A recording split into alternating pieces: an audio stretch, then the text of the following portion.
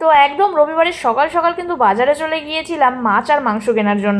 2 হাতে মাল, আমার হাতে একটা মাল, ছোট্ট লেবু। রবিবারের ফরমাইশ খাসির মাংস খাবে আর ভেটকি মাছের পাতুরি খাবে, তাই সকাল সকাল এইভাবে খাটাচ্ছে আমাকে।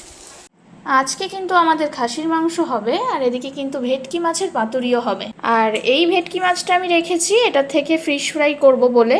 যাক, তারপরে দেরি না করে কিন্তু আমি খাসির মাংসটাকে এইভাবে ম্যারিনেট করে নিয়েছি। আমি কিন্তু আবার আলাদা আলাদা করে কষিয়ে রান্না করি না, আমি সবই একসাথে ম্যারিনেট করে নিই একেবারে। এদিকে কিন্তু প্রিয়া পাতুরির জন্য কলা পাতাটা কেটে নিচ্ছিল, তারপরে কিন্তু এভাবেই কলা পাতার মধ্যে আমরা সবটা দিয়ে মুড়িয়ে দিয়েছিলাম। পাতাটা হালকা ফেটে গেলেও কিন্তু বেঁধে দেওয়ার পরে আর কোনো প্রবলেম হয়নি। আর অলরেডি আমাদের লাল লাল ঝাল ঝাল খাসির মাংস নেমে গেছে। কেমন হয়েছে বলো? দেখতেও সুন্দরই হয়েছে।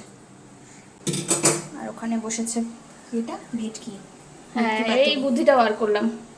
তো এই হচ্ছে আমাদের ভেটকি, এবার এটাকে খোলার পালা, দেখা যাক কেমন হয়েছে। আর সত্যি কথা বলতে এই ভেটকি মাছটা যেমন খেতে হয়েছিল ঠিক তার সাথে পাল্লা দিয়ে আমাদের খাসির মাংসটাও কিন্তু ঠিক সেরকমই খেতে হয়েছিল। আর একটা রবিবারের দুপুরে এর থেকে বেশি আর কি লাগে বলো তো? যাই হোক, যার আবদারে কিন্তু রান্না করা হয়েছে তিনি কিন্তু অনেক খুশি হয়েছে। আর চলো আমরা খেয়ে নিই, দেখা হবে পরের ভিডিওতে।